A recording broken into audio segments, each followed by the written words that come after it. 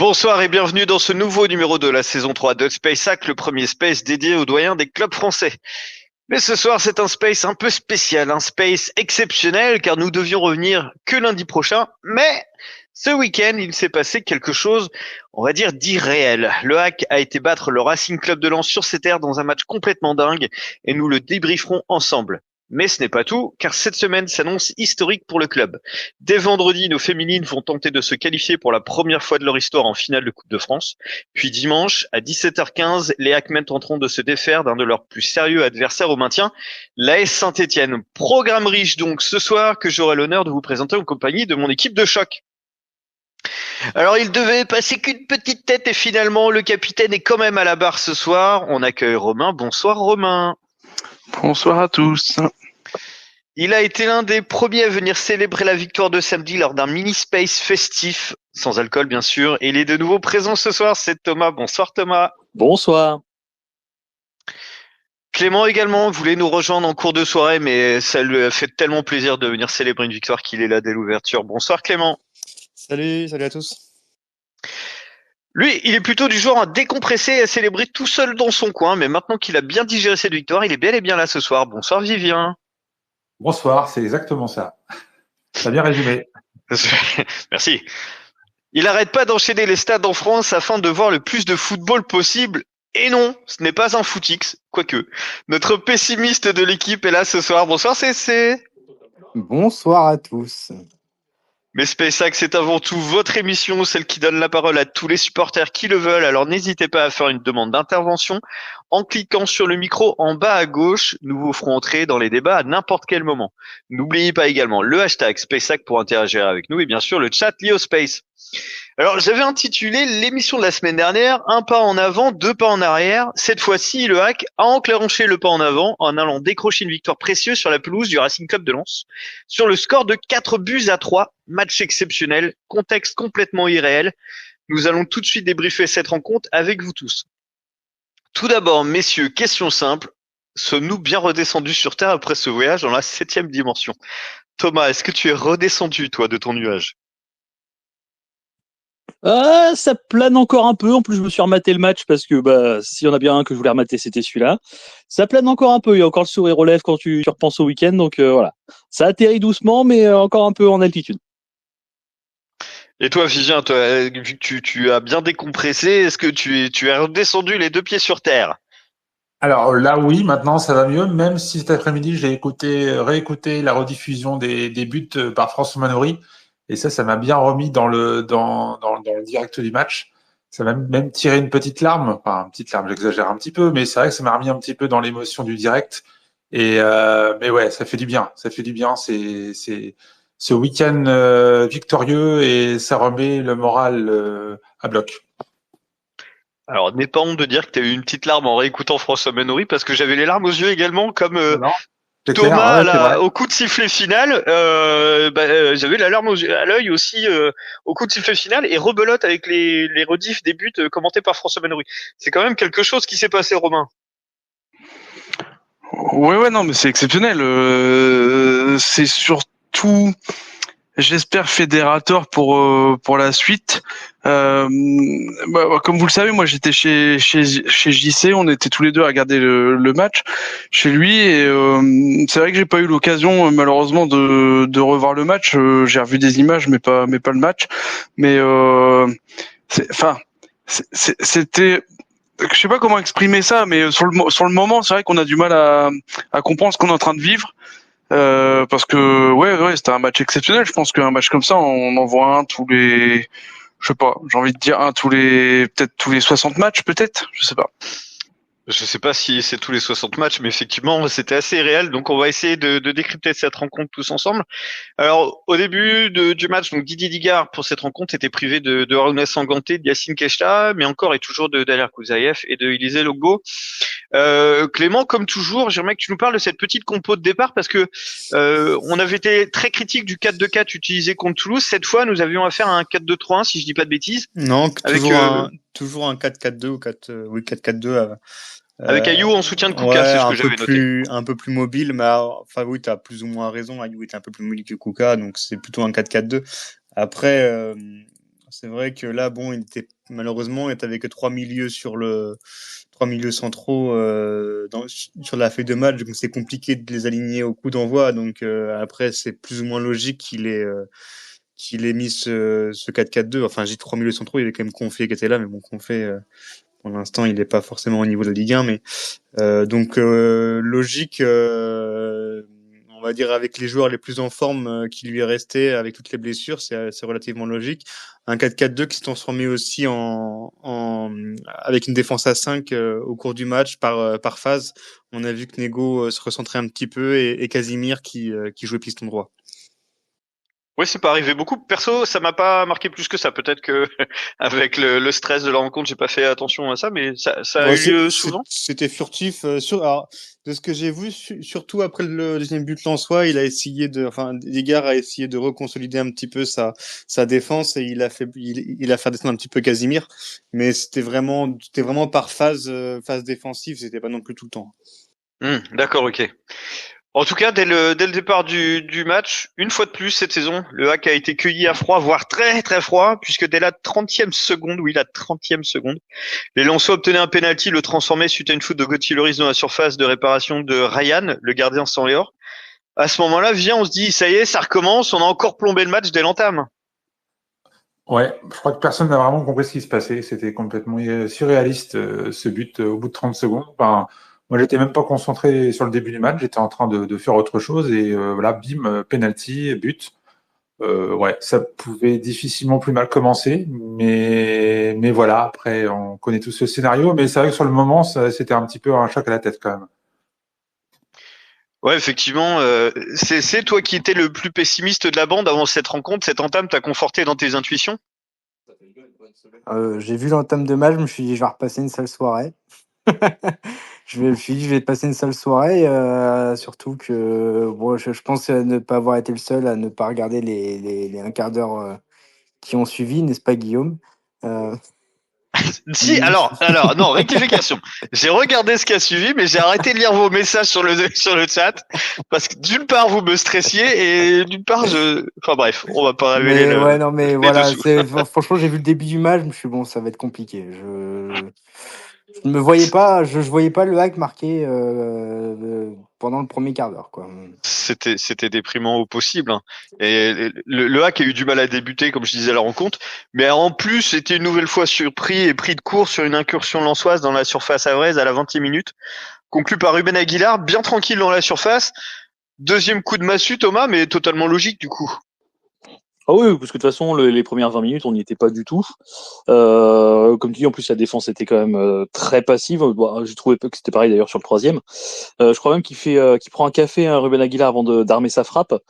Donc voilà, c'est nos mots, hein, c'est voilà. Mais c'est vrai qu'à ce moment-là, 2-0. Moi, honnêtement, hein, je le dis, de toute façon, ça se voit sur Twitter quand je parle. Je pensais qu'on partait sur une valise, malheureusement. Ouais. Ouais, et bah heureusement, on s'est tous plantés parce que cette massue qu'on a pris était en réalité en mousse, hein, puisque les Ciel et Marines n'avaient pas l'intention de baisser les bras, bien au contraire. Et c'est Issa Soumaré, décidément transfiguré depuis plusieurs semaines, qui a sonné la révolte d'une superbe frappe à l'entrée de la surface qui est venue se loger dans le petit filet de Rennes à la 28e minute. Et c'est de nouveau Issa Soumaré, 5 minutes plus tard, qui va mettre une tête décisive vers André Ayou, qui lui aussi propulsa le ballon dans le but lensois de la tête. Alors arrêtons-nous quelques minutes, si vous voulez bien, pour parler de cette remontée fantastique. Ce hack-là, il a du cœur, CSC. Absolument. Absolument. Et ultra efficace par rapport à nos derniers matchs, je trouve. On manquait énormément d'efficacité et le fait d'avoir marqué comme ça tout de suite sur deux petites occasions, parce que les X-goals ne sont pas très élevés. Donc non, franchement, très très. En fait, on s'est remis dans le droit chemin en fait. Et mentalement, je pense que ça a fait beaucoup, beaucoup, beaucoup de bien à l'équipe. Et Romain, je sais que Clément va être déçu, je vais pas lui poser la question, mais on reconnaît plus Issa Soumaré, là, clairement, c'est un nouveau joueur qui explose aux yeux de tous les Havrais, là. Ouais, depuis 2025, on peut dire, c'est plus le même joueur. Après, si on en croit les dires de Digard, il a toujours tout donné. Enfin, en tout cas, apparemment, il donne toujours tout à l'entraînement et ce n'est que il récolte que les fruits de son travail, visiblement. Bon, ça, on peut que croire le coach qui le dit. Tant mieux pour lui, ça fait plaisir. Moi, ce que je voulais dire aussi, c'est que sur les autres matchs où on va dire sur plusieurs scénarios qu'on a pu voir cette année, les matchs ont basculé en 5 minutes en notre défaveur ou contre nous en 5 minutes. Et là, donc on peut dire qu'on a fait des basculements négatifs, mais là cette fois c'était un basculement positif, c'est-à-dire que c'est eux qui ont réussi à retourner la situation et en 5 minutes on a réussi à revenir au score. Ouais, parce que mine de rien, ce but de Soumaré a lancé la machine pour le coup, et c'est vrai que comme tu dis que pour une fois que ça a tourné dans ce sens-là, on va clairement pas s'en plaindre. Je voudrais revenir juste sur le deuxième but du hack, Thomas. C'est plus vraiment des joueurs de foot qu'on a devant, mais c'est vraiment des tours de contrôle vu tous les ballons qu'on gagne de la tête. Hein. Ah bah c'est clair que quand devant t'as Ayou, Kuka et Soumaré, oui, de la tête, t'es plutôt bien loti. D'ailleurs, honnêtement, enfin, moi, je suis presque plus impressionné au niveau de Soumaré par sa passe décisive que par sa frappe, même s'il met un très beau but. Hein. Mais il la met vraiment. J'en ai profité tout à l'heure quand je revisionnais pour bien regarder ce passage-là. Il la met vraiment où il veut la mettre. Hein. T'as deux joueurs à vrai dans la surface, t'as Ayou et t'as Kuka juste derrière, et il arrive vraiment à la poser parfaitement pour la tête d'Ayou. Si Ayou la rate, il y a Kuka derrière. C'est vraiment une vraie passe décisive de la tête, quoi. C'est pas juste je la remets dans la boîte et puis j'espère qu'il y a un mec qui la prenne. C'est il la met où il veut la mettre. Donc c'est pas seulement qu'il chope des ballons, c'est qu'il arrive de la tête. C'est vraiment qu'il arrive à les bonifier. Et c'est vrai que derrière, quand t'as Ayou, quand t'as Kuka dans la surface, ouais, c'est bien. De la tête, effectivement, on est plutôt très bien loti devant. Oui, Romain, tu voulais rebondir sur ce que disait Thomas. Ouais, vous parlez du deuxième but, mais je pense que le but de Soumaré est très important mentalement, bien sûr parce que il nous fait raccrocher au match, mais aussi parce que c'est une frappe de loin et qu'il est très beau et c'est un peu un message. Enfin moi je le prends un peu pour un message où à ce moment-là du match il montre aux autres voilà comment faut faire, voilà on est capable de le faire et parce que des buts en dehors de surface on n'en voit pas tous les week-ends, hein, encore moins au WAC. Et je pense que finalement le but parce que ça fait 2-1, il est aussi très important mentalement pour enfin Soumaré montre le chemin aux autres, je pense, sur ce but-là. Ouais, pour le coup, Soumaré taille patron là parce que il prend les choses en main, il tente une frappe à l'entrée de la surface alors que si vous vous rappelez bien, l'année passée ou même encore plus loin, le HAC nous a pas habitués à tenter ce genre de frappe et en tout cas surtout à les cadrer parce que les frappes au troisième, enfin voilà, les drops et tout, on en a vu pas mal. Donc ouais, je suis d'accord avec toi. C'est vrai que ce but a lancé la révolte et nous a fait vachement de bien. Euh, à la fin de la première saison de SpaceX, si on se rappelle, Mathieu Bodmer nous avait dit que la Ligue 2 c'était un jeu de possession et la Ligue 1 un jeu de transition. Clément, on arrive enfin, je trouve, à être plus performant sur ces fameuses transitions. Qu'est-ce que tu en penses? Sur les transitions au milieu de terrain, tu veux dire, c'est ça? Ouais, c'est ça. On arrive plus à se lancer avec Casimir à droite, Soumaré à gauche. Enfin, je trouve on est plus percutant, plus performant à ce niveau-là. Je sais pas ce que t'en penses. On arrive à se créer plus d'occasions. Après, ce qui change surtout, par rapport, si tu parles par rapport au début de la saison, ce qui change surtout, oui, complètement. C'est l'implication, je trouve, des joueurs et surtout, l'état d'esprit, comme disait Casimir à la fin du match, il a changé. Alors évidemment, quand t'as tous les joueurs qui tirent dans la même chance, voilà, ça devient un peu plus facile aussi au niveau des actions, au niveau des passes, au niveau des courses. Après, donc, je pense que le niveau aussi technique de l'entrejeu a été renforcé par Mahmoud Diawara qui fait vraiment beaucoup de bien. Il met vraiment des passes là où il faut, il fait vraiment des bons appels, il aurait pu être même décisif hier, ça s'est joué à 2 cm avec Casimir, mais honnêtement non franchement le milieu de terrain pour moi en effet c'est le game changer de cette début d'année. Ouais, tout à fait. Clément parlait à juste titre de l'apport de Diawara. Vivien, c'est vrai que c'est un joueur qui change beaucoup de choses au milieu de terrain. Il y a un avant et un après Diawara, clairement. On voit vraiment la différence depuis qu'il est arrivé au mercato d'hiver. C'est le jour et la nuit par rapport aux autres joueurs présents, aux autres joueurs de l'effectif, parmi ceux qui sont partis, parmi ceux qui sont encore là. Même si je trouve que NDI fait des entrées intéressantes, même si Touré a pas été mauvais, il a apporté aussi sa pierre à l'édifice. Mais Diawara, Mwanga, je serai peut-être un peu moins affirmatif parce qu'on l'a moins vu. Il a fait un match complet contre Lille, mais après il a été rapidement expulsé lors du match contre Toulouse. Non, c'était quel match qui s'est fait expulser Oui, c'était Toulouse, c'est ça. Donc c'est plus difficile de juger ses prestations, mais Diawara, ouais, c'est vrai il apporte vraiment ce petit plus dans l'impact, dans cette capacité à se projeter ballon au pied, à casser les lignes, à apporter un plus, à apporter On l'a vu souvent aux avant-postes, hein, souligné d'ailleurs sur le but de Ayou avec la passe D de Soumaré. Il était présent au milieu des joueurs qui étaient à la bataille pour récupérer le ballon de la tête. Donc ouais, c'est un plus. Et d'ailleurs, par rapport à ce qu'on disait tout à l'heure sur la ligne d'attaque, je trouve qu'il y a aussi la différence par rapport à ce qui était jusque-là maintenant en cours de saison, c'est on attaque en nombre. D'ailleurs, c'est certainement lié à un choix tactique de Didier, c'est que euh, on met de la masse devant, on met des joueurs offensifs, des joueurs de tête, des joueurs capables de créer des différences, de s'imposer physiquement et de déstabiliser les défenses adverses. Alors que jusqu'à maintenant, on était souvent sur des centres de nos pistons avec souvent un ou deux joueurs qui étaient à la réception et on se demandait comment ils allaient faire pour pouvoir faire la différence au milieu de quatre ou cinq défenseurs adverses. Là maintenant, la différence, c'est qu'on attaque en nombre. Et quand on attaque en nombre, forcément, à un moment donné, on a un ballon qui traîne dans les pieds, au niveau de la tête, et c'est pour ça qu'on marque 4 buts. Hein. On aurait joué dans une configuration un peu plus défensive. Je suis pas certain qu'on aurait marqué 4 buts à Lens. Alors, je vous raconte juste vite fait les coulisses du Space, en sachant que les gars n'ont pas le conducteur de l'émission et que Vivien vient de me bouffer les prochains paragraphes. Pardon, désolé. Non, on va en parler juste après sur le troisième but justement par rapport à ces changements au niveau offensif. Mais t'inquiète pas, au contraire, tu me fais du teasing. Pardon, désolé. Non, pas de souci. Non, mais au contraire. Et autre chose en off, c'est me faire remarquer à juste titre que le hack en Ligue 2 tentait beaucoup des frappes de loin. Il a raison.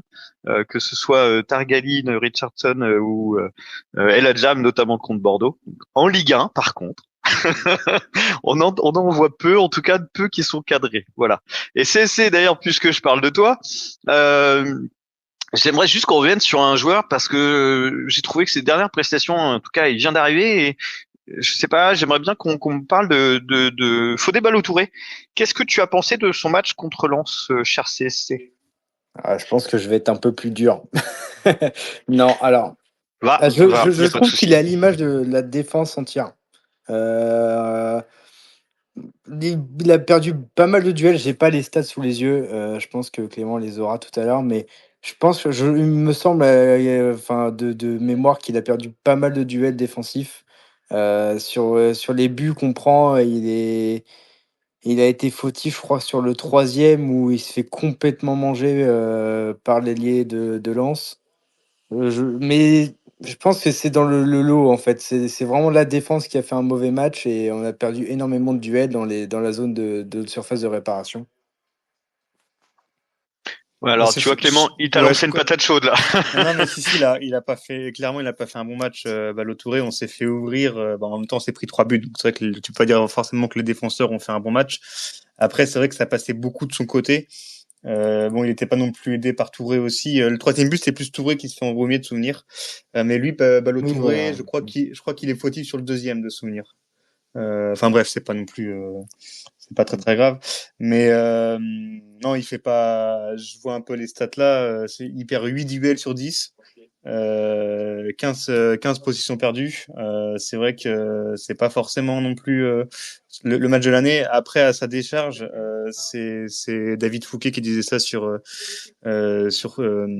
BFM, c'est que c'est une bonne remarque. J'ai l'impression que le hack et surtout les latéraux au hack ont vraiment du mal quand on a une défense à 5 en dessous, en face. Avec là, c'était Aguilar qui lui a mis la misère tout le match.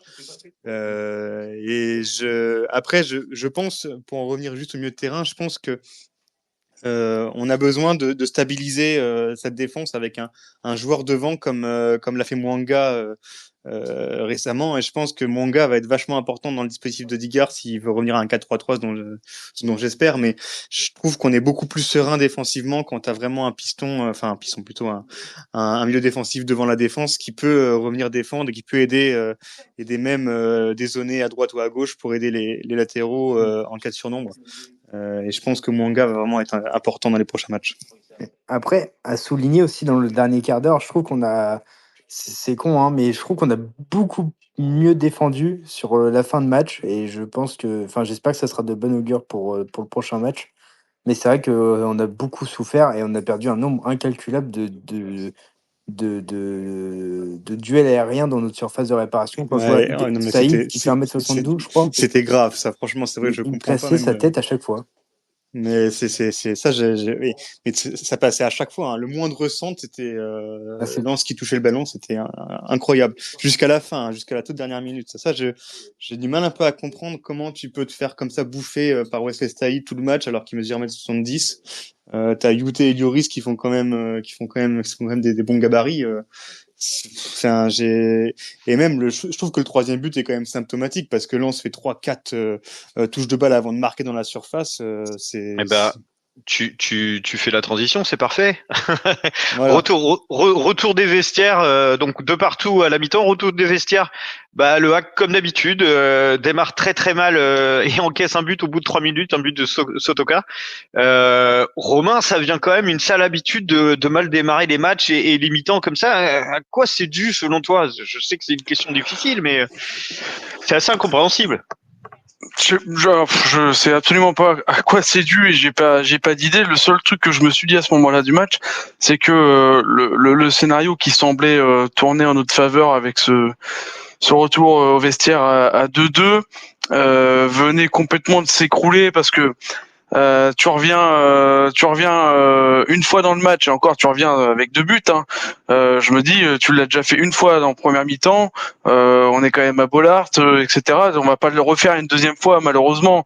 C'est vrai que ça c'est, enfin, t'es presque encore plus dégoûté que lors du deuxième but et que tu t'es mené 2-0 parce que là t'as fait l'effort, t'as fait tout ce qu'il fallait pour revenir et à peine tu remets les pieds sur le terrain que tu reprends un. Donc c'est vrai que celui-là il fait mal au crâne quand même. Ouais, mais ça a pas duré longtemps. Ça a pas duré longtemps parce que dans ce match complètement fou, le hack, le couteau entre les dents, a de nouveau égalisé à l'heure de jeu sur un centre de Ayou bien coupé par Casimir. Ayou qui déborde côté gauche, Casimir Diawara dans l'axe en train de tenter de mettre le ballon au fond des filets. C'est assez surprenant comme schéma, Thomas. On n'est pas habitué à voir ce genre de situation. Mais c'est de bon augure pour le coup. C'est ça, on va pas se plaindre, effectivement. Et puis ce qui m'a plu, c'est déjà la rage de Diawara comme de Casimir. Hein, ils se jettent vraiment comme des morts de faim sur la balle. Et puis avec le deuxième but, ça fait quand même 2 fois où en position de marquer, t'as quand même 2 gars à la réception du ballon. Donc effectivement, hein, on parlait tout à l'heure de la projection, du fait de mettre de la masse devant, tout ça. Ouais, ça paye parce qu'effectivement, tu te retrouves avec des buts qui sont pas forcément les buts les plus scolaires, on va dire. Mais voilà, ça paye effectivement. Après aussi pour ajouter justement au stade, parce que là on marque sur centre aussi sur ce but-là.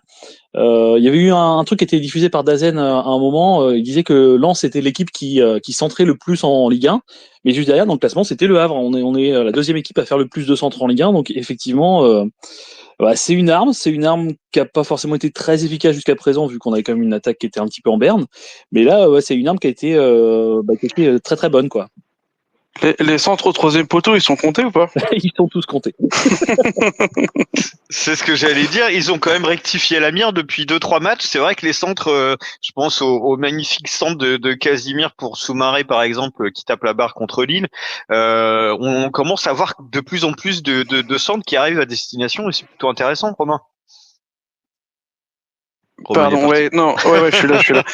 Non, Casimir, je sais pas s'il y en a qui ont la réponse là dans l'auditoire, mais je pense ils ont dû faire des séances spécifiques parce que vraiment, autant j'ai toujours trouvé Casimir son côté besogneux, mouiller le maillot, etc., mais c'est vrai que il avait du mal dans le dernier geste qui était de centrer pour lui. Ça n'arrivait pas vraiment à destination. Mais effectivement, depuis 2025, il distille quand même des très beaux centres. Non, vraiment. Je sais pas, ils ont certainement dû changer des choses. Il a dû vraiment faire des séances spécifiques là-dessus, s'entraîner, j'imagine, bosser pour arriver à ce résultat. Et tant mieux. Vivien, tu levais la main, tu voulais Oui, rebondir. oui, par rapport, effectivement, je rejoins Romain par rapport à la qualité des centres. On sent qu'il y a vraiment une évolution positive par rapport à Casimir, mais la différence majeure, pour répéter, paraphraser ce que je disais tout à l'heure, c'est que il y a du monde au centre, il y a du monde en attaque, et il y a des joueurs pour réceptionner ces ballons. Et avant, on avait beaucoup de centres, mais qui n'étaient pas forcément au troisième poteau. Certains, oui, au troisième poteau. Souvent, ces centres arrivaient dans la bonne zone, mais il y avait personne pour les récupérer, ces ballons. Maintenant, il y a du monde. Maintenant, il y a 2, 3 joueurs qui sont là pour batailler, pour entrer dans l'art des défenses adverses, pour se projeter, voilà. Et je pense, il est là vraiment, elle est là la grosse différence. Et c'est pour ça que maintenant, on arrive à marquer dans le jeu. Je sais pas si vous avez remarqué aussi, c'est qu'il y a encore peu de temps, le Havre était identifié comme étant une des équipes qui marquait le moins dans le jeu. Souvent, le peu de buts qu'on marquait, c'était souvent sur coup de pied arrêté. Là, sur les 4 buts qu'on a marqués, samedi dernier, on en a marqué 3 dans le jeu. C'est quand même un sacré bon ratio. Ouais, effectivement, il y a du changement, il y a de l'évolution dans le bon sens, et le hack se remet à marquer puisque on le verra tout à l'heure dans les stats, mais le hack n'est plus la plus mauvaise attaque du championnat, et ça fait bah voilà, c'est un élément positif. En tout cas, après cette égalisation pendant la dernière demi-heure, il fallait pas être cardiaque. Je pense qu'on s'est tous dit que ça pouvait basculer d'un côté comme de l'autre. Clément, c'était tendu quand même cette fin de rencontre. Ouais, très tendu. Après, c'est un match, c'est compliqué de rationnellement le décortiquer. Je pense qu'on est quand même hier tombé dans l'irrationnel. C'est comme disait Romain, des matchs comme ça, t'en vois pas souvent. Moi, j'ai souvenir de celui au PSG, enfin au Parc, de l'an dernier, mais c'est vrai que honnêtement, ça aurait pu très bien basculer au bout de 20 minutes. On aurait pu très bien prendre une volée 3-4-0. Et finalement, on met 4-3, ça aurait pu très bien, même comme tu disais, dans les dernières minutes, cette tête sur le poteau, sur corner de Lens, qui aurait pu aussi changer le résultat. Et je trouve que on a eu une part de chance, on a des faits de jeu aussi qui ont été en notre faveur. Le but refusé de Lens, on n'a pas parlé, mais le but refusé de Lens, là, c'est vraiment... Bon, c'est sur la VAR. Nous, on a eu un peu la même chose avec Casimir à Monaco il y a 4-5 mois. C'est un peu chaud quand même de siffler ça. Je trouve que c'est un peu bon. Apparemment, la règle va changer, mais je trouve que c'est un peu con de siffler ce genre de hors-jeu. Mais ouais, non. Franchement, on a eu cette part de chance. Je pense qu'on a aussi provoqué cette chance.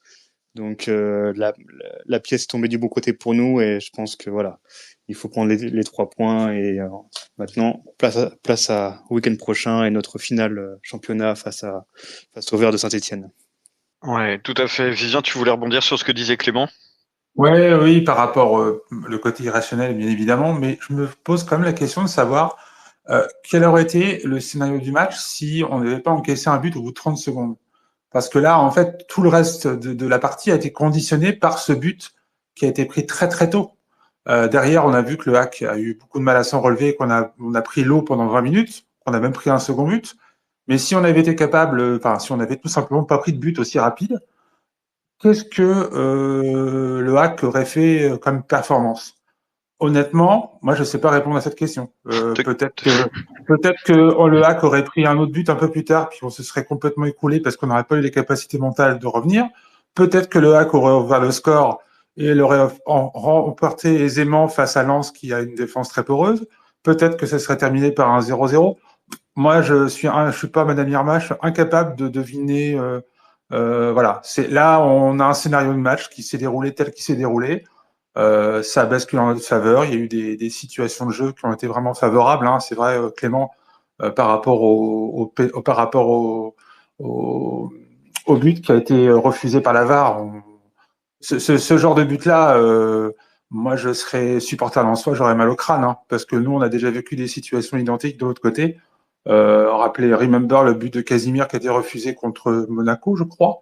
Refusé ou PSG, pareil, c'est une situation complètement. C'est ce que Clément l'a souligné, ouais. Ouais, Le but de Casimir, pas le but de Clément, refusé à Monaco. de Casimir. Oui. Et c'est vrai que là, on parlait souvent en début de saison des situations qui étaient en notre défaveur par rapport à l'arbitrage. Bah là, je pense que le but qui a été refusé pour Lens, ça équilibre quelques décisions, on va dire un peu litigieuses, un peu plus tôt dans la saison. Donc voilà, tout ça s'équilibre. Mais en tout cas, voilà, pour revenir à ça, moi je suis pas. En tout cas, moi je dis bravo au hack, bravo aux joueurs, et parce que arriver à se relever d'un tel début de match et arriver malgré la situation, malgré le déficit de confiance, le week-end compliqué qu'on a vécu à domicile avec le public qui s'est un peu manifesté bruyamment vis-à-vis des joueurs et de Digard. Franchement, faut avoir une sacrée force de caractère pour se relever et arriver à gagner à Lens. Franchement, bravo. Mais pour moi, je pense que le game changer, c'est le but de Soumaré. Je pense que le match tombe dans l'irrationnel à partir de ce moment-là. Quand tu vois Soumaré qui te met une frappe de 20 mètres, tu te dis, bon, s'il lui fait ça, je pense que là, il peut plus rien nous arriver. Et je pense que tu as senti à partir de ce moment-là qu'il allait se passer quelque chose. Moi, je sais pas comment vous l'avez senti, si vous étiez au stade ou si vous étiez devant la télé. Ça faisait 2-1, vous dites, ce match-là, il va se passer des choses. Il y a peut-être une chance. Ouais, et tu dis, il va se passer des choses. Moi, franchement, je me suis dit à 2-1, putain. Et honnêtement, tu vois. On n'avait quand même rien vu jusqu'à maintenant, hein, jusqu'au but du Soumaré. On était sous l'eau. Il y avait vraiment rien. Ah oui, non, il y avait que dalle. Quelque chose. Moi, c'est plus à deux partout que j'ai commencé à me dire, oula, on bascule dans l'irrationnel parce que remarquer un second but 35 minutes après celui de Soumaré, alors que jusqu'à maintenant, on avait eu 0 occasion. Là, tu dis, ah oui, là, il y a peut-être un. Et puis après, les émotions rebasculent complètement dans l'autre sens après avoir encaissé le troisième but. On se dit, c'est pas possible, on est maudit. Et puis bim, ça repart dans l'autre sens. C'est ça qui est incroyable. C'est ce ping-pong permanent émotionnel. C'est ça qui est difficile à comprendre, même avec 48 heures à froid. Après, Thomas, Clément. Une dernière chose, juste pour basculer après, je sais pas si on en parlera, mais pour le match de Saint-Etienne, c'est vrai que on va en parler. Je vois beaucoup de monde qui est optimiste, machin, on a fait ça, super, ils ont du caractère, tout ça. Après, je trouve que même si moralement, mentalement, tu peux te servir de ce match-là, d'un point de vue tactique, d'un point de vue jeu, c'est compliqué de se servir du match de Lens parce que c'est tellement irrationnel. Ce match-là, honnêtement, je pense que tu le joues 10 fois, tu le perds 9. C'est un match qui s'est fait dans la tête, dans le cœur. C'est pas un scénario comme ça, tu le retrouveras probablement pas avant un bout de temps. Mais c'est pour ça que je vais pas non plus trop m'emballer pour le match de Saint-Etienne parce que tu te dis honnêtement, c'est pas quelque chose qui a été vraiment construit, si tu veux ce que je veux dire. Tu vois, c'est pas comme si t'avais gagné 3 bien sûr. Tu vois, le match de Lille par exemple où tu gagnes à Lille, bah tu dis ouais, tu peux te servir de ça. T'as fait ça, t'as une base technique, une base tactique. Là, tu pars un peu d'une feuille blanche contre Saint-Etienne. Déjà, qu'est-ce qui sera revenu de blessure? Qu'est-ce qu'on va aligner? Est-ce qu'il va forcer avec son 4-4-2 ou est-ce que tu vois, c'est ça, on va en parler juste après, Clément, mais t'as raison, c'est vrai que ce qu'on pourra retenir éventuellement de ce match, et en tout cas garder, c'est vraiment l'état d'esprit pour le coup, ce côté combatif et voilà, qui lâche pas, parce que le hack il y a quelques temps qui perd 2-0 au bout de 20 minutes, bah il aurait déjà lâché, et là ça n'a pas été le cas, et donc je pense qu'on pourra servir de ça, mais on va en parler juste après. Thomas, j'en reviens vite fait sur le premier but, comme tu disais Clément, qui a le but de Soumaré qui est le game changer, comme tu dis, le tournant du match. Tu as vu le match une deuxième fois, Thomas? Je crois que Soumaré n'a pas célébré son but.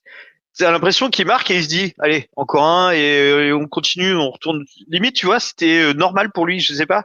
Peut-être que je dis des conneries. Est-ce que tu peux me confirmer? Bah justement, ça fait partie des deux choses que je voulais souligner. Donc la première, effectivement. Génial. C'est alors sur Dazen, ils disent à ce moment-là qu'il a l'air de s'être blessé, mais moi ça m'a pas choqué sur l'action. Et puis après, il court comme un Garenne, donc je pense pas. Non, je pense que vraiment dans sa tête, c'est on on est revenu à 1-2, c'est pas fini, quoi. Je pense que c'est là aussi, t'as peut-être un tournant du match, enfin, en tout cas, peut-être dans les têtes. Il célèbre pas son but. Pour lui, c'est hop, le premier est rentré, maintenant, il faut aller en mettre un deuxième. D'ailleurs, c'est lui qui fait la passe décisive juste après. Donc, je pense qu'effectivement, dans la tête, ils étaient pas venus pour se faire mâcher dessus. Je pense que c'est ça aussi qui a provoqué la réaction. Et puis ouais, après, comment ça s'était terminé face à Toulouse, je pense qu'il y avait vraiment eu une envie d'en découdre un petit peu. Donc, tant pis pour Lens qui s'est présenté sur notre chemin à ce moment-là. Mais je pense que voilà, on aurait de toute façon montré cette force de caractère-là contre n'importe quelle équipe en face. Et le deuxième truc, du coup, pour rebondir un peu sur ce que disait Clément, c'est que ouais, effectivement, je pense que techniquement, sur ce match-là, il n'y a pas forcément grand-chose à regarder. Mais moi, je l'avais dit après le Space, après Toulouse, quand on avait un petit peu plongé, tu sais, après Toulouse, quand on se prend le carton rouge, le penalty, bon après il lâche la dernière demi-heure, il joue plus, et puis on en reprend deux. Mais moi, j'avais dit, voilà, ça fait 4-5 matchs qu'on allait mieux. Là, c'est la première fois où on replonge un petit peu mentalement. Faudra voir la réaction à Lens. Et là, force est de constater que la réaction, elle est exceptionnelle, surtout avec le scénario du match. À 2-0, t'aurais pu complètement lâcher. Et là, je pense que clairement, c'était très très mal barré pour le maintien s'ils avaient lâché à ce moment-là. Et non, les mecs, ils se relèvent, ils se retroussent les manches. Alors, ça n'a pas été le football le plus le plus léché qu'on ait vu, hein, mais par contre, ouais, notre arme de toute façon, notre arme principale jusqu'à la fin de saison, ce sera l'état d'esprit, ce sera l'union qu'il y aura aussi avec les supporters. Là, on a tout eu et effectivement, t'as une équipe qui a pas envie de lâcher. D'ailleurs, Josué l'a dit, je termine là-dessus. Il l'a dit après au micro de Dazen. Hein. Moi, je suis fier globalement de mener une équipe de guerriers et ça reste notre force principale, je pense, dans notre quête du maintien. Merci beaucoup Thomas. On a fait rentrer Bob dans les débats. Bonsoir Bob. Oui, bonsoir à tous. Tu voulais réagir, on t'écoute. Ouais, donc moi c'était mon premier déplacement que j'ai fait avec le COP, j'étais au parquage. Je suis supporter du Havre depuis 1984 et c'est le premier déplacement que j'ai fait. Je l'ai fait avec mon fils qui a 14 ans. Incroyable. Incroyable et on a choisi le bon match. Hein, mais on n'a pas fait exprès. Par contre, ce que je voulais dire, c'est que à l'entraînement, déjà des Havrais, on sentait déjà comme une force, comme si rien ne pouvait nous arriver ce soir-là. C'est la première fois que je ressentais ça. Et même quand on s'est pris le but rapidement et le deuxième but, on a continué de chanter. Pour nous, il allait se passer un truc. C'était pas autrement. On n'était pas encore entré dans le match, mais on sentait que nos joueurs, il y avait de l'entraide entre chaque. Même Balo Touré, il parlait beaucoup à tout le monde, même si voilà, il n'a pas été le meilleur du match. Mais j'ai trouvé l'état d'esprit incroyable. Il y a deux choses qu'on n'a pas parlé. Soumaré, sur le troisième but, c'est lui qui fait la passe à Ayou pour le centre. Cette passe-là, je sais pas si vous l'avez revu plusieurs fois, le match, je trouve qu'elle est vraiment incroyable. Et c'est pas lui aussi qui fait la passe pour Casimir à la fin quand Casimir va aller provoquer le penalty? Non, c'est Diawara. C'est Diawara. Et ça, ce moment-là, alors imaginez, on est dans le parquage, on voit débouler Casimir comme un fou. Là, on l'a poussé à fond de tous les cris qu'on pouvait. On savait qu'il venait chercher le penalty, comme il a pu faire peut-être trop pendant le match à Toulouse. Mais on savait qu'il allait chercher le penalty, quoi. Ça se sentait à plein nez, quoi. Et on l'a poussé, il s'écroule. L'arbitre, il siffle pas, nous on crie de tout ce qu'on pouvait le penalty. Et quand il est revenu pour la VAR, là, on était dans un état, je vous raconte pas le parquage, c'était fabuleux, quoi. Franchement, c'était vraiment énorme, quoi. Je voulais en parler un peu plus tard dans le space, mais je profite que tu sois là. Et d'ailleurs, merci Bob d'être intervenu par rapport à ça, parce que j'avais lancé un appel aussi sur Twitter pour demander aux gens qui étaient dans le parquage de venir partager leur expérience. En fait, vous avez été formidable. Et je dis vous, c'est tout le parquage. On a entendu que vous, Thomas, toi qui as regardé le match une deuxième fois. Ouais. C'est extraordinaire. Enfin, ils ont bluffé les Lensois. C'était superbe, c'était beau. Et puis entendre les frissons, quoi. Ouais. Et même en première mi-temps, c'est-à-dire que ça a pas forcément attendu qu'il y ait déjà le chambardement, le renversement de situation. Même en première mi-temps, dans les 20 premières minutes, t'entends déjà le parquage à vrai qui domine. Il y a eu en plus, bon, c'était c'est autre chose, mais il y a eu aussi l'animation qui est absolument magnifique. Enfin, vraiment, le parquage était super, beaucoup d'envois. Et puis après, de toute façon, voilà, bon, j'en ai fait quelques-uns. On en a fait un ensemble à Angers. Le parquage à vrai, ça s'arrête jamais de chanter. Enfin, je veux dire, t'as pas un moment de pause, ça chante de la première à la dernière minute. Enfin, c'est vraiment une très belle force qu'on a aussi. Et là, faut rendre hommage aussi à la fédération, aux différents groupes qui animent ça, parce que c'est quand même impressionnant. Enfin, honnêtement, je pense qu'on est top 10 de Ligue 1 sur les parquages. Enfin, je veux dire, c'est impressionnant. Et en plus, là, il y a quasiment systématiquement des animations en ce moment. Il y en avait à Reims, il y en a une à Angers, je crois qu'il y en a une à Lille. Celle à Lens était magnifique. Enfin, je veux dire, c'est impressionnant, quoi. Quand tu vois des parquages à Océane, c'est pas toujours de ce niveau-là, quoi. En tout cas, moi, je voulais juste rajouter Les supporters, à vrai, ils étaient incroyables, vraiment incroyables. Et je leur tire un grand coup de chapeau, tous les déplacements qu'ils ont pu faire cette année, où il n'y a pas forcément eu des résultats et tout, mais franchement, Lens, c'est pas très loin comme déplacement. Mais j'imagine quand ils vont partir à Lyon ou à Marseille, ils ont un cœur énorme, quoi. Et franchement, ce match-là, il était incroyable à vivre et je suis vraiment heureux que nos joueurs ils ont donné autant de cœur aussi pour les supporters et pour tous les efforts qu'ils font pour les déplacements et tout ce que ça comporte comme énergie, quoi. C'est des gens formidables, quoi. Je les aime, quoi. Franchement. Ouais. Eh ben, c'est une belle déclaration d'amour tout ça. Bravo Bob. Mais je pense qu'on est beaucoup à le partager, hein. Franchement, c'est bravo à la Fédé, bravo à tous les groupes de supporters, à ceux qui sont allés en car, en voiture. Vous avez été formidables. Quentin, on t'écoute, cher ami. Ouais, c'était juste pour ajouter quelque chose à ce que je viens de dire, Bob. Mais ça, je pense que c'est le début de la saison, même depuis l'année dernière même. Euh, pour moi, Le Havre a un des meilleurs parquages du championnat. Bon, derrière Paris, Marseille, Monaco peut-être.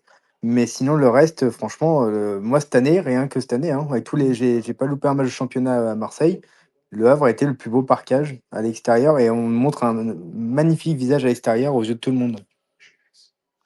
J'en profite. Merci Quentin. J'en profite pour saluer Romain qui va nous quitter. Merci d'avoir été là, capitaine. Je sais pas si tu es toujours là, mais en tout cas, on te souhaite une bonne nuit, cher ami, et puis à très très vite. Donc voilà, magnifique victoire remportée à Lens. Quelques petites stats relevées par notre camarade et notre cher Benoît Donquel dans Paris-Normandie. Il fallait quand même avoir une sacrée mentalité sur ce match parce que remonter 3 buts comme ça, c'était pas arrivé depuis 1985 à domicile contre Toulon. Et à l'extérieur, ça faisait 71 ans que le HAC n'avait plus gagné en marquant 4 buts, en tout cas en Ligue 1, D1. C'est incroyable comme stat, Thomas. Bah, ça C'est montre, phénoménal. ouais, ça montre à quel point le match était insensé, effectivement, était un peu exceptionnel. Euh, Après, si je me permets d'être un peu pisse-froid, de toute façon, vu l'état de la défense en ce moment depuis quelques matchs, si t'en mets pas 4, tu gagnes pas. Donc, on l'a fait. Maintenant, Oui, on le c'est fera vrai. peut-être pas chaque match non plus, hein, parce que voilà, on garde le positif et un match exceptionnel. Et je veux absolument pas tempérer ça, hein. Je veux dire, j'ai kiffé comme un fou samedi soir et puis hier quand je me suis rematé le match. Mais faut voir aussi que défensivement, par contre, on est un peu aux fraises en ce moment et il va falloir arriver à serrer la vis de ce côté-là parce qu'on va pas marquer 4 buts à tous les matchs malheureusement. Encore que s'ils veulent, bien sûr, il n'y a pas de problème, hein. Mais on reste sur 10 buts encaissés en 3 matchs quand même. Donc on en prend 3 contre Nice, 4 contre Toulouse, 3 contre Lens. À un moment, il va falloir stopper l'hémorragie. Parce que quand on sera contre des défenses plus resserrées, par exemple Saint-Etienne, je pense qu'ils vont pas forcément ouvrir les boulevards derrière. Voilà, il faudra être capable de faire la différence avec juste 1 ou 2 buts, quoi. Ouais, tout à fait. Tu parles de Saint-Étienne. Donc, le HAC maintenant, après cette victoire, à Lens est repassé devant Saint-Étienne, donc est maintenant barragiste avec un point d'avance sur les Verts. Et derrière Reims et Nantes avec respectivement 2 et 4 points de retard. L'échéance de dimanche est cruciale, hein, comme on disait, pour le maintien. Question toute simple. Clément, on a parlé un petit peu tout à l'heure. Est-ce que selon vous, c'est le tournant de la saison, la finale, qu'on doit absolument remporter? Clément, je te lance dessus. Est-ce que c'est le tournant pour toi? Non, pas le tournant, mais un tournant, ouais. Qu'on doit remporter, bien sûr. Après, le souci, c'est que d'expérience, depuis 1 ou 2 ans, le Havre est jamais là où on l'attend. Ils vont gagner à l'extérieur contre Lille. Ils vont faire un nul au parc. Et par contre, je me rappelle encore sous Elsner, quand il va falloir gagner contre Metz ou Nantes à domicile pour assurer notre maintien, on n'y était pas. Là, notre match contre Toulouse, qui aurait dû être le match de la rédemption, on l'a complètement foiré. Alors honnêtement, j'ai quand même un peu d'appréhension sur ce match-là. J'ai l'impression que quand il y a un minimum de pression sur eux, ils sont tendance un petit peu à déjouer aussi. Et surtout défensivement, comme Thomas l'a dit, ça va être compliqué si on n'arrive pas à resserrer les vannes derrière. Donc j'appréhende un peu. Après, c'est sûr que c'est le genre de match où tu gagnes, tu les mets à 4 points, ça te fait un petit matelas, t'as un joker sur les 9 matchs qui restent. En plus, si Reims ne gagne pas, tu reviens à hauteur de Reims. Donc non, c'est un match à gagner, mais j'ai quand même cette pointe d'appréhension. Vivien, tu voulais rebondir sur ce que disait Clément. Oui, un petit peu pour relativiser la défaite contre Toulouse. Toulouse en a mis 4 à Angers hier. Donc voilà, ça permet aussi peut-être de remettre un peu les choses en perspective. Par rapport à l'échéance de dimanche prochain, oui, c'est un match important. C'est pas le match le plus important. Il y a plusieurs grands rendez-vous qui vont s'enchaîner. On va recevoir Nantes, on va se déplacer à Montpellier, on va recevoir Rennes. Mais bon, j'ai envie de dire que c'est quand même un match très important parce qu'à vouloir minimiser les échéances, on est quand même à 10 matchs de la fin de championnat. Donc, euh, je fais un peu le cul entre deux chaises. J'ai pas envie de mettre trop la pression en disant voilà, c'est maintenant ou jamais. Mais malgré tout, l'urgence arrive. On est à 20 points. Pour un maintien confortable, il faudrait qu'on en marque encore 11 ou 12. 11 ou 12 points, ça équivaut à peu près à grosso modo à 4 victoires. 4 victoires en 10 matchs, bah, faut les victoires, faut les prendre dès maintenant parce que en fin de saison, on va jouer au PSG, on va recevoir Monaco, on va recevoir Marseille, on va jouer à Auxerre. Auxerre, c'est pas une équipe facile à jouer chez eux. On va jouer à Strasbourg. Strasbourg, c'est compliqué aussi en ce moment, donc il va falloir encaisser le maximum de points dans les 4-5 prochains matchs. Et puis après, essayer d'en gratter un ou deux par-ci par-là, mais il faut absolument qu'on ait une trentaine de points dans les 5-6 matchs qui viennent. Sinon, ça risque d'être compliqué. Oh, c'est pas grave, on va gagner au parc. Ouais, on est habitué maintenant, c'est bon. On a gagné à Lens et à Lille maintenant, c'est rien. Quentin, t'es dans quel état d'esprit? Pardon, Vivian. Quentin, t'es dans quel état d'esprit, toi, avant ce match contre Saint-Etienne? On parlait de confiance, mais aussi de méfiance. Comment tu te situes, toi? Moi, alors, le match de Lens, là, ce week-end, peut être un déclic pour la fin de saison. Ça va être soit on part dans nos travers à domicile moi, je l'espère pas, ou soit vraiment ça peut vraiment déclencher une spirale positive et j'espère que ça va se passer. Après, pour faire un point de comparaison et essayer d'avoir 30 points, alors je pense que le maintien se jouera en dessous de la saison passée. Je crois on s'est maintenu la saison passée à 32 points, ouais, donc ça va se jouer un peu en dessous parce que c'est vrai que j'ai fait un comparatif à l'heure actuelle à 10 matchs. On est un peu en dessous, on est 2 points en dessous par rapport à la saison passée. Et vu le calendrier de toutes les équipes où tu as Montpellier, pareil, qui vont recevoir Paris, ils vont aller à Marseille, ils vont jouer Brest, enfin là ils vont à Lille ce week-end. Si on bat Saint-Étienne, honnêtement, si on arrive à battre Saint-Étienne, on va mettre Montpellier à 8 points. Donc déjà, je pense que eux, on les condamnera.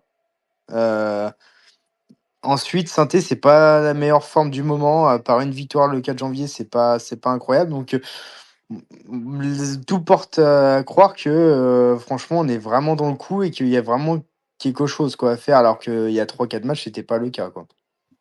Eh ben, c'est une transition parfaite, tout ça. Thomas, toi, tu as, t'as travaillé, t'as regardé et tu as relayé les stats de Opta, enfin, en tout cas, les stats sur les pourcentages de chances du Hack de rester en Ligue 1. Est-ce que tu peux nous en dire un petit peu plus, s'il te plaît? Ben ça, c'est pas ouf, mais enfin c'est pas catastrophique non plus. C'est-à-dire que je pense que la victoire nous a fait du bien. Mais là effectivement, donc on a, je vais arrondir pour pas rentrer trop dans le détail, mais on a à peu près 20% de chance, donc quand même une chance sur 5 de se maintenir directement, c'est-à-dire sans passer par les barrages, c'est-à-dire d'agripper au moins la 15e place. D'ailleurs, notre Opta, le maximum statistique qu'on peut faire, c'est 11e. Hein. Donc pour ceux qui voulaient jouer l'Europe, je vous arrête tout de suite, on fera pas mieux que 11e.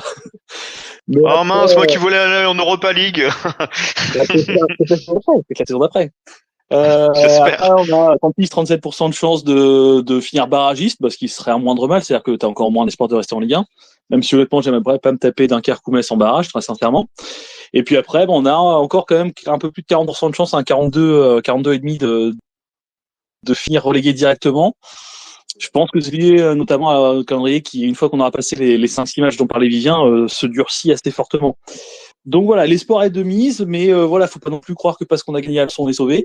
Pour l'instant, on est barragiste. On a un calendrier sur le mois qui vient qui peut nous permettre de faire un grand pas en avant. Mais là, le hack est face à son destin. Il faut saisir ses chances. Mais en tout cas, les chances, elles sont là, elles sont présentes, en tout cas statistiquement. Les chances, je pense qu'elles ont augmenté après cette, cette victoire à Lens, en tout cas statistiquement. Vivien, tu voulais rebondir sur ce que disait Thomas? Ah, c'est Oui, aussi qui oui. voulait parler. Ouais, une petite interrogation par rapport au StatOpta. Ça me fait penser un petit peu au XG, dans le sens où là tu disais Thomas qu'on avait 20% de chances de se maintenir directement, mais j'ai regardé un petit peu les stats aussi qui étaient affichées pour Reims, qui pour Reims c'est à 40 ou 50% de chances de se maintenir directement. Mais je me demande si au niveau de ces stats, ils tiennent compte des dynamiques, parce qu'en ce moment la dynamique de Reims est catastrophique. Et si on regarde si on prend en compte ce paramètre de dynamique, je suis pas certain que les chances de Reims soient de 40 ou 50%. Elles sont plutôt, à mon avis, de 10-20%.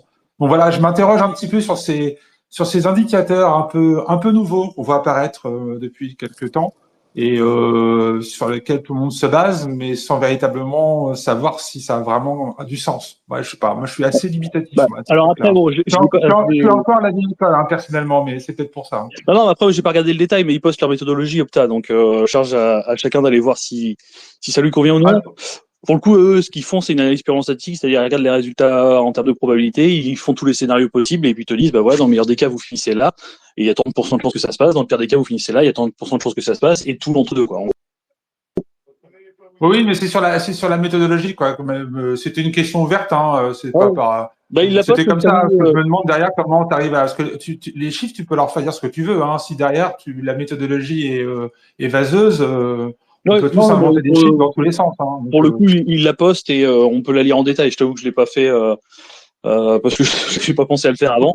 Non, mais pour je n'y pense, je suis. Non, c'était pas. Je faisais pas de reproche par rapport à ce que tu disais, hein, Thomas, du tout. Mais c'est une interrogation personnelle sur la recrudescence de ces stats qu'on voit fleurir un peu partout maintenant. Et voilà, c'était tout.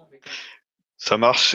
Quentin, tu voulais rebondir? J'avais une petite question moi, à te poser. C'est vrai on parlait effectivement des chances du HAC de rester en Ligue 1. Quand tu vois ce que fait Reims, quand tu vois ce que fait Montpellier à l'heure actuelle, le HAC est quand même mieux dans le jeu, dans les têtes que ce qui se passe là-bas. Non? Qu'est-ce que t'en penses? Alors moi, je suis un peu d'accord avec Vivien, surtout sur la dynamique où en fait, on va pas se le mentir, elle est quand même plutôt négative, plutôt positive, pardon, excusez-moi. Tu m'as Elle fait est... peur. T'es trop habitué à être dans le négatif là. Excusez-moi. Non, parce que je suis devant le tableau de Saint-Étienne et je vois du rouge partout. Non, mais non, elle est plutôt positive. On marque beaucoup plus de points sur les 5-6 derniers matchs par rapport à nos équipes concurrentes. Et même dans le jeu, c'est vraiment pas fou. Hier, moi, j'ai regardé un peu Montpellier. À part la première mi-temps où ils sont vraiment un peu mieux joués, mais ça reste très pauvre dans le jeu. Reims, c'est complètement en dessous, malgré qu'ils ont encore les deux Japonais qui, à tout moment, se réveillent et nous font mal. Donc, je suis un peu, voilà, je suis un peu comme Vivien, où je me pose. C'est vrai que les stats Opta, 20%, ça me paraît peu quand même par rapport aux autres équipes. Bah, après, pour le coup, Reims, ils ont un calendrier plutôt favorable. Je pense que c'est ça qui joue aussi. C'est vrai que dans les simulateurs de résultats, ils doivent pas être aussi mal lotis que nous. Bah nous, après, sur la fin, on va galérer. Hein, les 4 derniers matchs, ça va être coton. Ouais, je suis d'accord. Après, voilà, Reims, ils ont encore Marseille, Lens. Ils ont Strasbourg, Nice qui joue l'Europe. Et en plus, ils finissent par Nice, Saint-Étienne et Lille. Et encore, ils jouent même Montpellier juste avant. Leurs 4 derniers matchs, ça va être 4 finales. C'est des matchs de la peur qui les attendent aussi, puis ils ont la Coupe de France. Hein. Et puis ils ont la Coupe de... Bon, ils vont perdre à Cannes. Oui, il y a des chances. Hein. Vu comment Cannes a joué contre Guingamp, il y a des chances. Oui. Tu voulais dire quelque chose, Thomas? Pardon, je t'ai coupé. Ouais, non, c'est juste que après, Reims aussi, ils sont sur une série qui est quand même catastrophique. Donc plus le temps avance, plus aussi ils approchent du moment où ils vont relever la tête. Comme dit Quentin, ils vont jouer Montpellier. Même si j'ai envie que Reims passe derrière nous, je vois difficilement paumer contre Montpellier, qui en plus, si c'est sur la fin de saison, sera normalement presque déjà mort et puis aura sans doute la tête à autre chose. Donc je pense que voilà, c'est tout ça. Mais après voilà, comme disait bien, hein, ça reste des indicateurs qui sont plus ou moins fiables, qui permettent aussi un peu de voir ce qu'on veut y voir. Hein. Moi, je préfère y voir les 20% de chances d'être sauvé directement plutôt que les 46 d'être relégué. Mais voilà, en tout cas, voilà, ça montre que pour nous, en tout cas, hein, parce que moi, c'est surtout la ligne du HAC qui m'intéressait.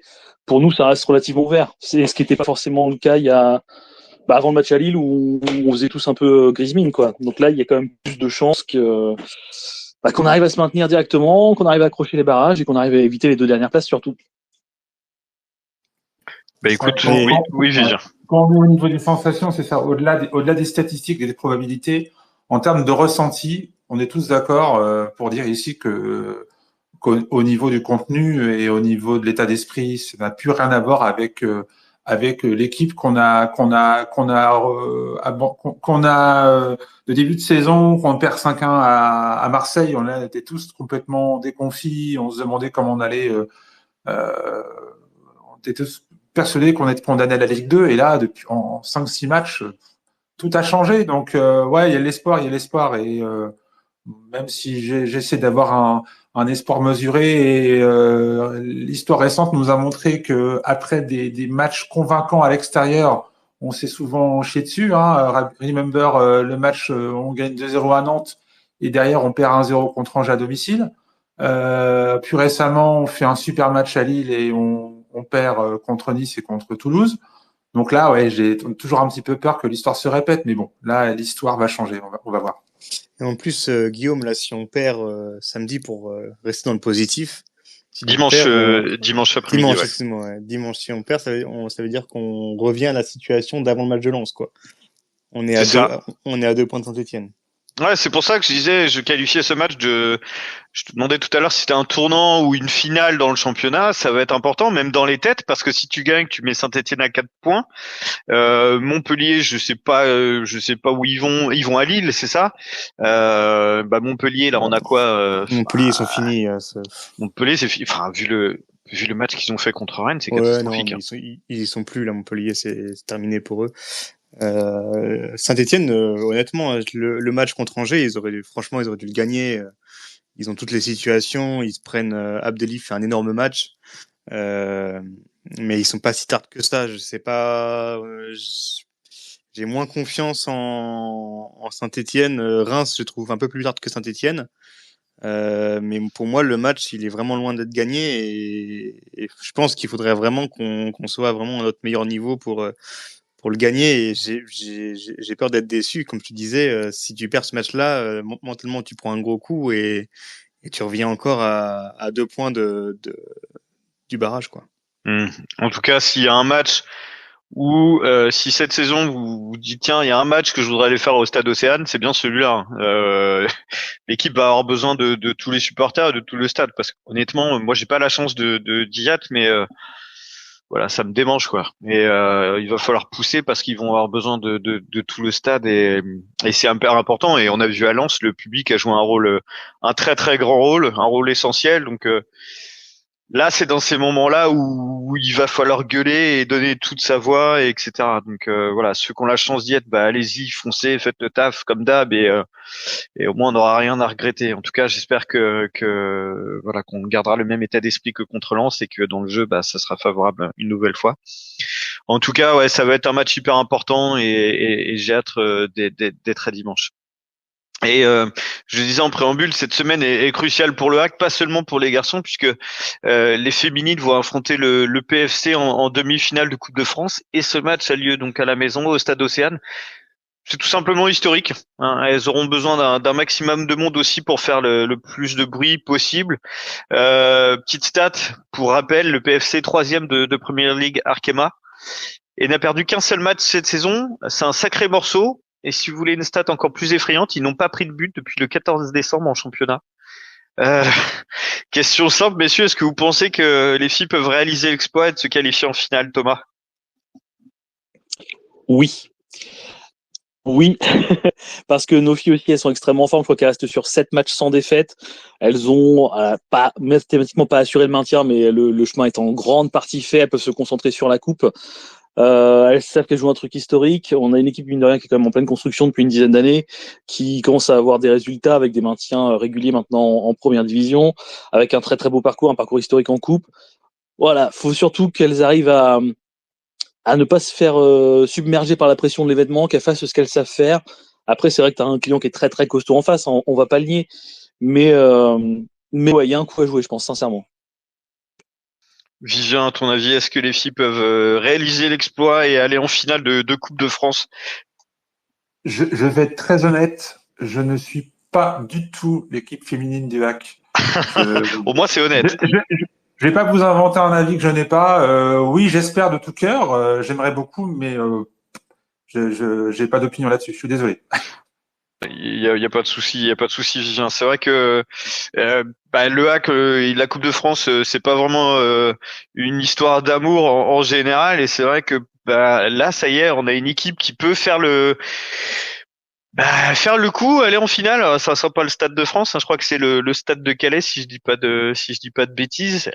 Cette demi a lieu. Alors, ouais, quand je vois les horaires, c'est vendredi à 18h30 au Stade Océane. Les places doivent pas être très chères, donc si vous voulez voir le hack, bien placé dans une Coupe de France, allez-y. Hein. Place à 6 € maximum, 3 € pour les moins de 18 ans, gratuit pour une bonne partie des abonnés, et je crois que c'est 2 € pour les femmes. Donc c'est très très abordable. Ouais, très abordable pour pousser les couleurs ciel et marine. Honnêtement, allez-y, quoi, foncez. C'est vrai que si vous avez la chance d'être dans le coin, elles vont avoir besoin du plus de monde possible pour les soutenir, et ça serait énorme quand même qu'elles arrivent à se qualifier en finale. Et voilà, on va suivre ça de très très près, et puis même à distance, nous expats, on sera derrière elles. Voilà, en tout cas, se conclut tranquillement ce space. Est-ce que vous avez des choses à rajouter, messieurs? Si quelqu'un dans l'assistance veut éventuellement dire un mot, n'hésitez pas. Je pense que tout a été dit. Ouais, juste un mot pour rebondir à ce que disait Quentin, pour dédramatiser un poil l'enjeu du match de dimanche, hein, pour les gars face à Saint-Etienne. Même si on perd, ce qu'évidemment je souhaite absolument pas du tout, on sera qu'à 2 points du barragiste. C'est-à-dire on sera encore en course, on sera pas largué, on aura encore des arguments à faire valoir, des bonnes rencontres où on peut gagner des points qui se présentent. Donc voilà, il faudra pas en cas de défaite passer du tout joyeux au tout triste. C'est clair que ça ferait chier, mais voilà, on sera encore dans la course même si on perd.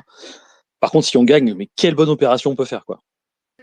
Ouais, et pour rebondir sur ce que tu dis, Thomas, si malheureusement le résultat va pas dans le bon sens et qu'on perd, surtout éviter de refaire une bronca comme la semaine dernière contre Toulouse. Enfin, faut pas retomber dans ces travers-là. Enfin, moi, je l'avais pas bien vécu du tout, moi, cette fin de match contre Toulouse. Il est chafouin, il est encore chafouin, notre Vivien. Non, mais oui, parce que en fait, on raisonne à court terme à chaque fois. Donc, on est heureux parce qu'on gagne, et puis dès qu'on perd, aussitôt, les sentiments s'inversent totalement et on bascule de tout à rien. Là, il faut avoir une joie mesurée. On est tous très heureux après la victoire contre Lens, mais on relativise parce que voilà, il y a plein de circonstances qui ont fait que voilà, et que le championnat n'est pas terminé. Mais dans l'autre sens, il faut aussi savoir rester mesuré et continuer à supporter, quoi qu'il arrive, nos joueurs, notre entraîneur, même si on ne l'aime pas, même si on n'apprécie pas sa tactique, même si on n'apprécie pas le personnage, peu importe, on a chacun nos raisons. Mais il faut être solidaire et tous aller dans le même sens. C'est tout. Voilà. Alors Quentin qui a son micro ouvert, on entend Ajaccio Dunkerque. Je croyais qu'il voulait dire quelque chose. Juste Ajaccio. Ouais, juste voilà. Non, j'ai ouvert le micro exprès parce que c'était le deuxième but de Dunkerque. Voilà. Ah, parfait ça. Ajaccio national. Et c'est clair que ça change des commentaires de François Manoury avec ses ouais. Mais il est plus là, François. Moi, je voulais qu'il vienne nous montrer déjà s'il avait quand même gardé sa voix. A priori, si je vu les commentaires, il aurait gardé sa voix. Je sais pas, j'ai pas pu écouter France Bleu tout à l'heure. Mais ouais, alors les frissons, François Manoury, je sais pas s'il réécoutera le replay, mais c'était incroyable. Le replay des buts, c'est monstrueux. Donc voilà, écoutez, je pense qu'on peut conclure tranquillement ce space exceptionnel, hein, puisque normalement les spaces c'est tous les 15 jours, mais que là, match exceptionnel, semaine exceptionnelle, il fallait qu'on soit là et qu'on soit présent. Moi j'ai une petite question pour toi, Guillaume. Ah, j'aime bien tes questions à la con à la dernière minute. Tu vas voir, tu vas adorer. Vas-y. Si le Havre gagne la semaine prochaine contre Saint-Etienne, petit space après le coup de sifflet final ou... On a un space déjà de prévu lundi. Je sais pas. Je sais pas. On verra. Ça dépend de la physionomie du match. Mais non, je pense, puisqu'on a un space justement de prévu lundi prochain, on va reprendre quand même le rythme habituel. Mais on verra. Ça dépend. Si on gagne 5-4, ok, d'accord. Thomas, tu voulais rebondir? Oui, déjà pour annoncer que s'il y a un space après le match, moi perso, je pourrais pas, je serai en train de nourrir les enfants. D'ailleurs, je pourrais pas être au stade. Et ça me fait. Alors, j'adore mes enfants, hein, mais ça me fait mal de pas pouvoir être au stade. J'ai repas de famille et j'ai les 3 enfants, donc je Quel suis bloqué. footix, il Ouais. préfère ses enfants au stade. Non, mais je te jure, parce que en plus j'en ai vu des purges cette saison au stade et celui-là, il est vraiment important et ça me fait vraiment pas de chier de pas être là pour pousser l'équipe. Et sinon, comme on était sur une bonne semaine et la semaine des bonnes nouvelles, faut signaler aussi que la réserve est seul leader désormais en Régional 1. Ouais, bravo les Bézos. Grâce au résultat de ce week-end, donc ça se sent. Enfin voilà, c'est bien parti pour une remontée. Il y a encore quand même quelques matchs, mais parce que la réserve d'un club de Ligue 1 a rien à faire en Régional, donc il faut remonter le plus vite possible. Ils sont en train de faire le travail, il faut qu'ils continuent comme ça. Quentin, tu veux parler de Coqueriville, toi, non? Bon, pourquoi pas? Qui Ouais, sont largement premiers avec 16 points d'avance. il nous Non, a mais fait, il voilà. nous a fait l'éloge de Coqueriville tout à l'heure, de Non, Faleron. mais c'est vrai. Mais le groupe est quand même franchement, quand je vois le groupe du Hack qui est complètement équilibré et qui a 3-4 belles équipes, mais même les 5 premiers qui se tiennent en 4 points, je trouve que le championnat est quand même assez relevé. Ça marche, et ben voilà. Je pense qu'on a été complet là ce soir. Vikash sera content s'il nous écoute. Mais je suis pas sûr que Vikash nous écoute. Je suis même pas sûr que Vikash sache qu'on existe. Et voilà. Vikash, tu nous écoutes. Quand tu veux, tu nous rejoins dans l'émission. Voilà. C'est jamais sur un malentendu. Voilà. Bah écoutez, merci à tous ceux qui ont participé à ce space. Merci à l'équipe habituelle, Romain, Thomas, Quentin, Vivien, Clément. Merci à Bob qui nous a rejoint pour nous faire partager son expérience en parkage qui était vachement chouette. Donc c'était cool, tu reviens quand tu veux, Bob. Merci à tous les auditeurs qui étaient présents. J'ai eu un petit bug, moi j'ai pas vu, je voyais pas les questions auditeurs, j'ai vu juste à la dernière minute, donc je suis vraiment désolé s'il y avait des questions, j'espère qu'on essaiera d'y répondre à côté. Quant à nous, on va se retrouver lundi avec, j'espère, dans les poches, une qualif pour la finale de la Coupe de France du côté des féminines et surtout aussi une victoire contre la Saint-Étienne. Donc voilà, on va croiser très fort les doigts. Ceux qui seront au stade, ceux qui ont la chance d'y être, bah allez-y, foncez, donnez de la voix pour ceux qui peuvent pas y être, parce qu'on aura besoin de vous. Voilà, d'ici là, bah je vous souhaite une très très bonne semaine et d'ici là, oui, allez le hack. Salut. Bonne soirée. Salut à tous. Salut. Salut. Salut. Bonne soirée, au revoir.